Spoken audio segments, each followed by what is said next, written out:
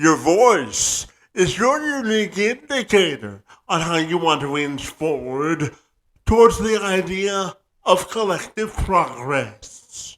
It allows you to advocate for your passions, your purpose, and your priorities. Your unique identity in life is your competitive advantage to win.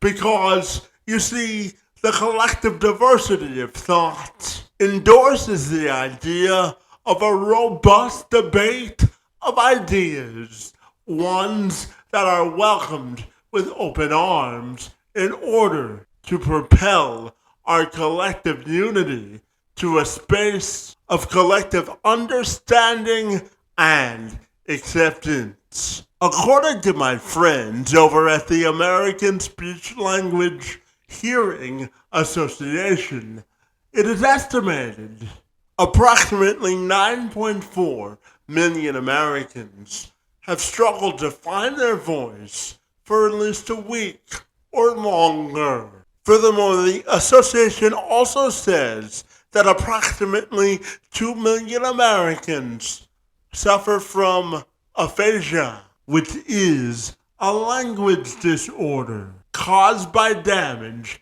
in a specific area of the brain which controls language, expression, and comprehension, according to Johns Hopkins Medicine. Meanwhile, in the case of children, the National Institute of Deafness and other communication disorders reports that approximately 5% of all U.S. children have experienced some sort of a speech disorder for a week or longer throughout the course of their lifetime. Dr. Denise Revel is a speech language pathologist, an international best-selling author, keynote speaker who has a unique and unwavering passion for helping others, specifically women, find their inner voice and own their own amazing. She's been dedicated to this work for over 25 years, and she says the key for all of us to discover our own sense of difference is believing in the worth of our value. And the doctor checked in this week to have an in-depth conversation with me all about developing personal and professional strength, finding your individual internal motivation to prosper. It's a great conversation about the power of communication and will leave you with plenty food for thought. I'm Kevin McShann. Let's have this conversation.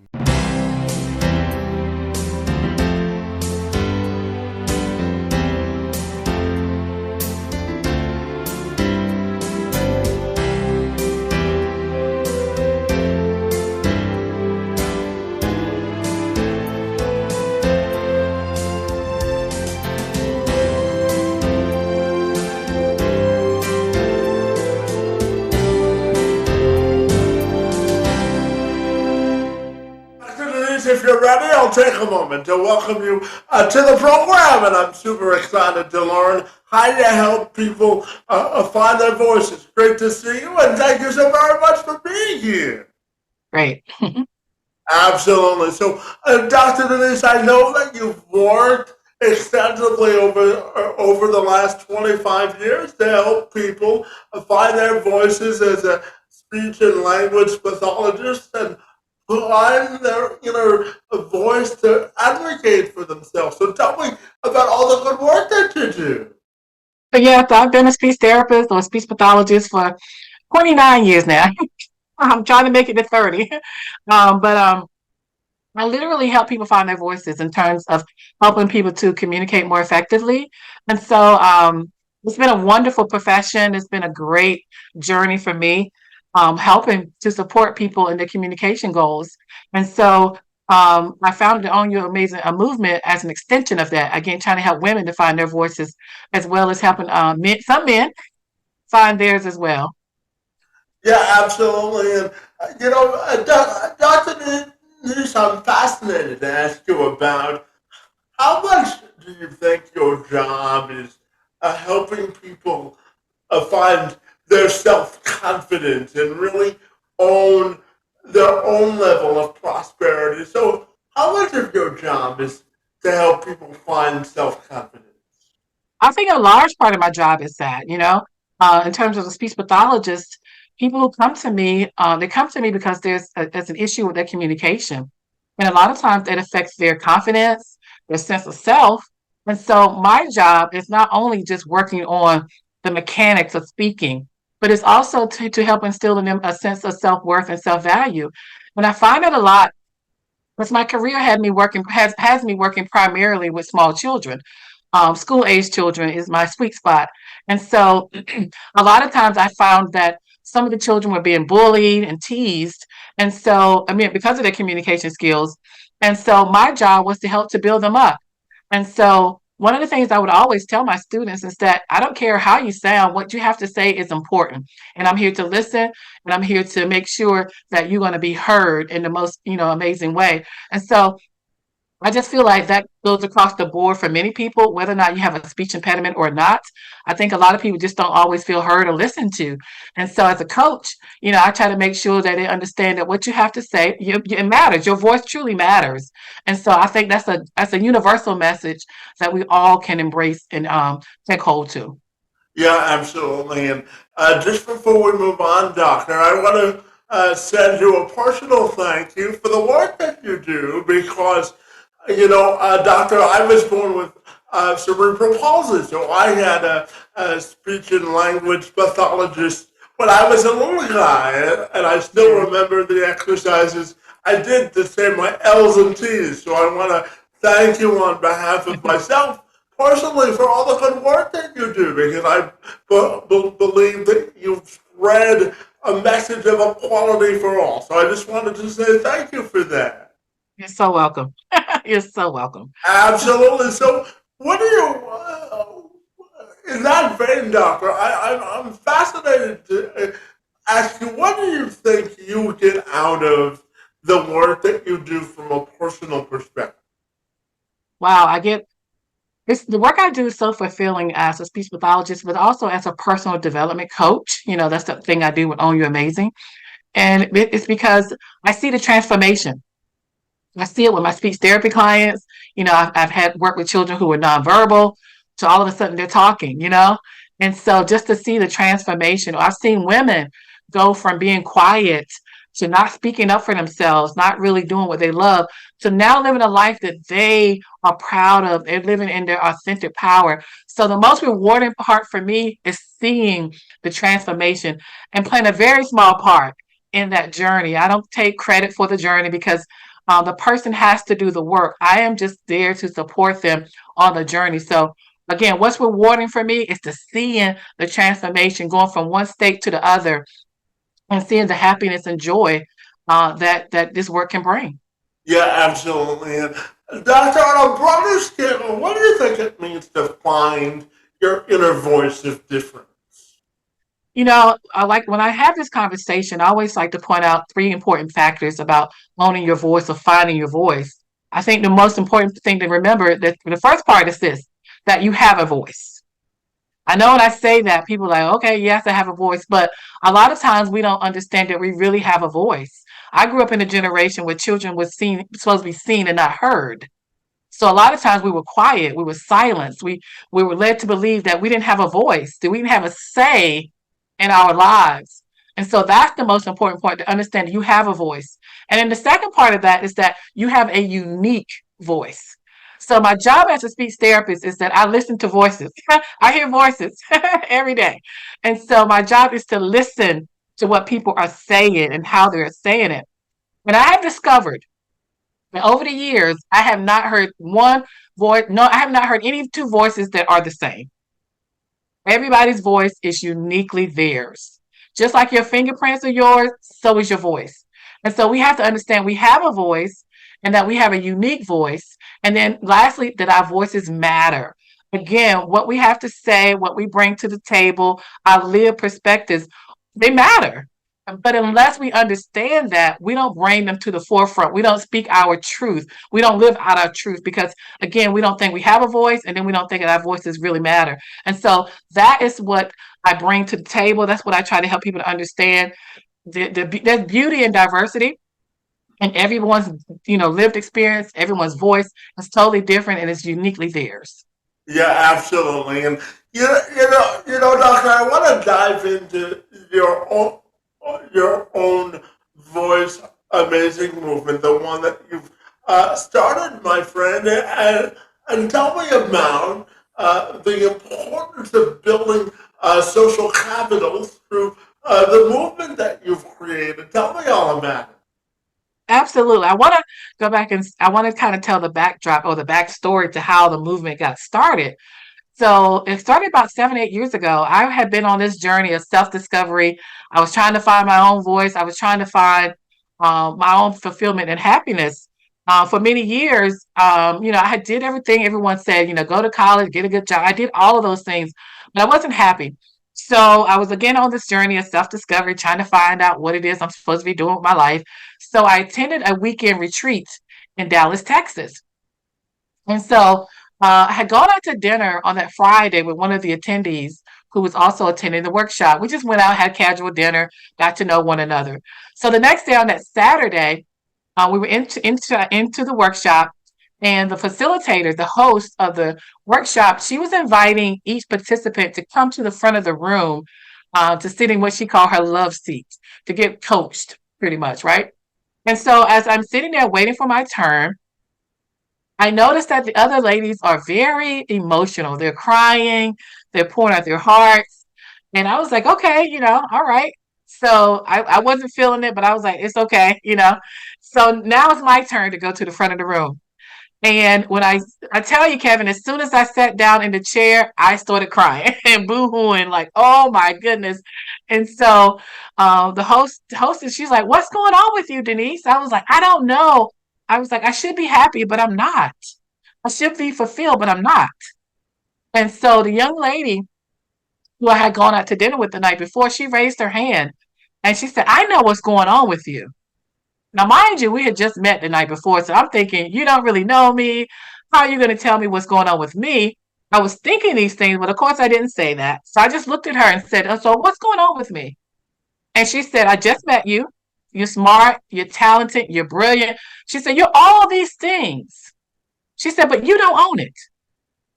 She said, you need to own your amazing and stop playing small. And literally, myself and other people in the room, we got chills. And I was like, that's it. She helped me to language what I was feeling. I had been knowing deep down inside there was so much more for me to do, but I was not living out loud. I was playing small. I was allowing fear and self doubt and all those kind of things to stop me from really living out loud, living my worth out loud, showing up more authentically. And so that's how the movement got started. And since then, I've been on a mission to help other women to find their voice, to find their power, and to really show up for themselves in a more powerful way. So when we show up for ourselves, we can show up more powerfully for others. Yeah, and building on that, Doctor, what's your definition of women's empowerment? Because Yeah. if you're a working woman or if you're a stay-at-home mom, no matter what demographic you come from, Doctor, women are asked to do a lot more in today's society. So, what's your definition of women's empowerment? I love that question. And you're right. Women, we hear so many voices. We hear so many people telling us who we should be, who we shouldn't be, what we should look like, what we should not look like, if we should have a degree, not have all these different voices. That's why I talk about the power of your own voice. Who are you listening to? So my definition of empowerment is how do you define empowerment?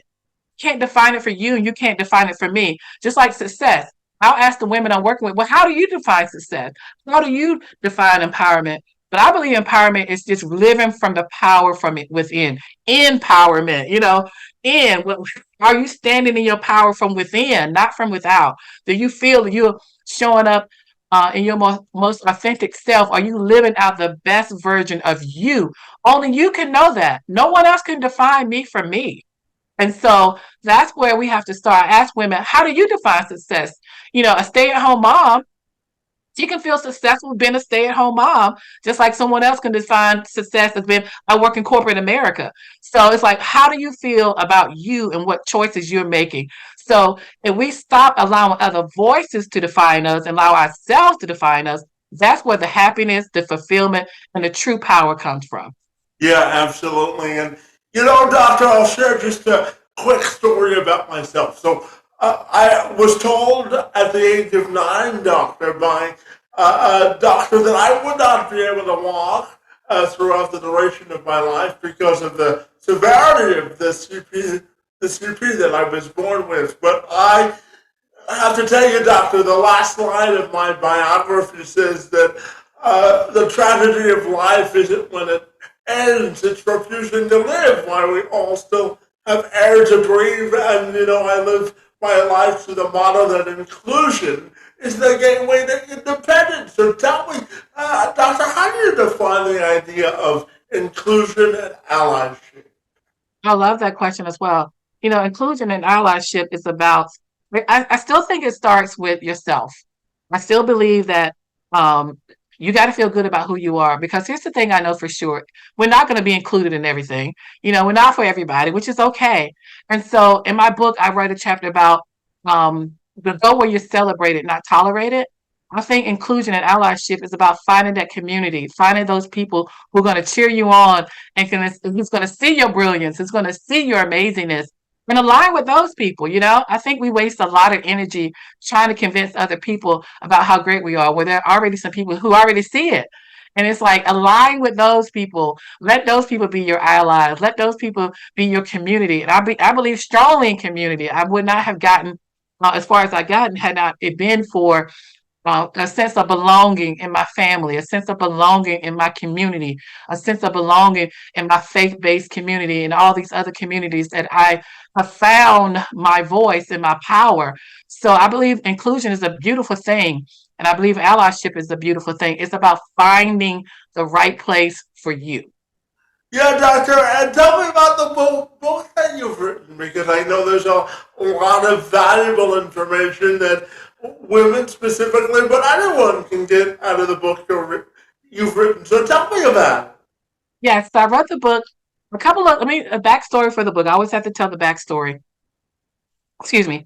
At first, I did not think I was going to ever be an author. Being an author, writing a book, was never anything on my radar. It was because of what a high school English teacher told me about my writing. He told me that I was a terrible writer, and that stuck with me for many years. And so, fast forward, and I had an opportunity to write a book, and I was like, no, I can't do that. I'm a terrible writer. And so my coach convinced me that if I could write a book that could help other people, wouldn't that be great? And I was like, yes, because I'm here to serve and to help other people. And so I decided to write the book, and I became a coach to help me go through the process. And so I wrote the book, but I remember it was time to launch it, and fear kicked in big time. I was like, oh my goodness, I don't want to put this out there. What if no one likes it? And what if no one reads it? Again, I was too focused on the external, right? And so finally I said, well, no, I'll put it out there, and hopefully it'll help at least one person. And so, and to my surprise, I became a number one best-selling author, and my book was nominated for a book award. I was so excited about that. I didn't win, but I was nominated out of thousands of entries. I was a finalist in the category of self-help. But what was significant about it was the judges weren't looking for like the number of books sold. They were looking for what kind of book was trying to make an impact. And so my book was seen as a book trying to make an impact. So the book is called, I can't even remember the name of my book. Oh, All You're Amazing is back there. All You're Amazing. That's terrible, right? Like, oh, you're amazing. Oh, the show the power to create amazing life you deserve. Life you love. I don't remember the name of my own book, but you can find it on Amazon. Absolutely. I gave you an authentic platform to promote your book, right? We both did our jobs there. So that's Yeah, we did. so. Doctor, tell me, what do you think it means to for women to really know their value in life? How important do you think that is? That is so important for women to know their worth and their value. Um, because it's really the foundation of life or their lives. It's understanding who they are. And so when I start working with clients, that's the first question I ask them. It's like, who are you for you? Again, not who are you for your husband or your parents or your children or your boss, but who are you for you? How do you define you? How do you see you? And so we start there, and it's fundamental. But because, like I said before, we hear so many voices as women, as you know, who how we should look, how we should be, that we it drowns out our own voice, and we have a hard time really understanding what we want, what we love, what's going to make us happy. And so I work with women to really define for themselves, well, who are you for you? And how do you want to show up in the world? And so it's fundamental. It's so important because girls rule the world. Yes, as So Beyonce tells all of us, right? exactly. Yeah. So it's important that women we really know who we are. Yeah, absolutely. And Doctor, when we talk from a broader perspective, what do you think is the key to overcoming struggle to achieve adversity? What do you think is the key there? I think one of the keys again is identity. Who are you? And so a lot of times we think that there are so many outside forces that stops us, but really it's us. We could be our worst critic. We can be our worst enemy. We could be our worst downer. I've had so many times, even in my own life and lives, and I've seen it happen to other people, where other people see our talents. They see our abilities. Like that woman spoke about me at that conference. She said, I see you're talented, you're brilliant, you're amazing, you're all these things. She said, but you don't own it. And I think, if we identify and if we really love who we are and see our own brilliance, that will help us to overcome so many things. Because when you think you're able, if you think you're competent, if you think you're capable of doing it, then you're going to do it. But if you don't think so, you're never going to take the shot. You're never going to get in the game. You're never going to, take advantage of opportunities to come your way. There's so many opportunities for all of us. But how many times do we just dismiss them? We'll say, I'm too old, I'm too young, I'm too this, I'm too that. And we count ourselves out. So I think understanding the power of our own identity is really the key to overcome so many struggles. Because if you believe you can do it, then you're going to do it. Well, Doctor, we're never too old to climb our own Mount Rushmore of success, right? Exactly. Absolutely. Absolutely. And Doctor, I'm going to, just before I ask you my last question, I'm going to combine this question. So, what do you think it means to achieve prosperity and own your own amazing? Achieve prosperity and own your own amazing. I believe when you own your amazing, you are prosperous. You come from a prosperous, soul, from a prosperous inner working. I think owning your amazing is to understand your unique abilities, your unique specialness, and I think that comes from a heart of understanding your worth and your value. And from that, I believe that from the outpouring of that, that's where the prosperity and the abundance flows. Again, I just believe we are divine designs, and that we are beautiful beings, all of us.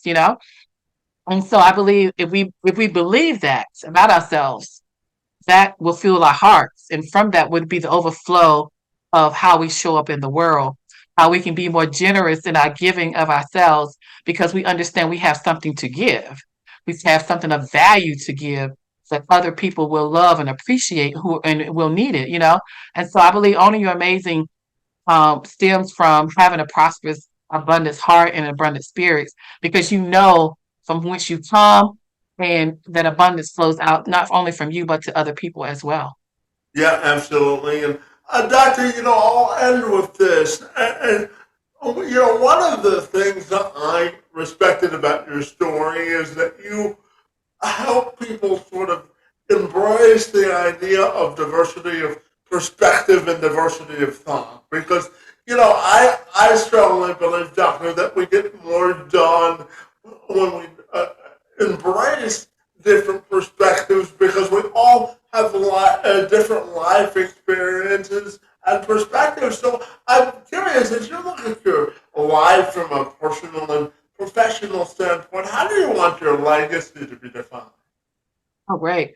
And I definitely believe in the diversity. I think there's beauty in diversity. We all are different. No two people are the same. Isn't that amazing?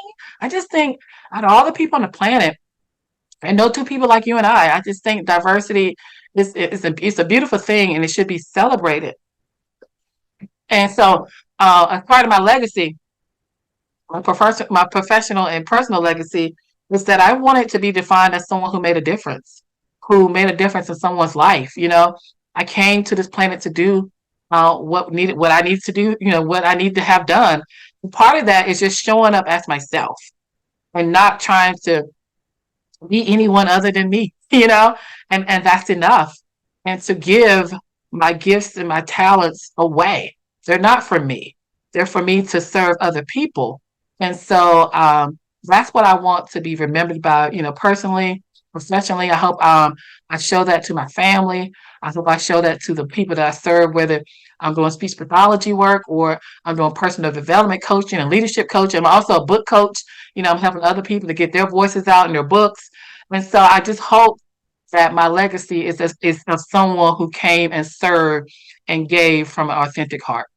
Yeah, absolutely. And finally, Doctor, tell me if people want to get connected with you, what's the best way they can do that?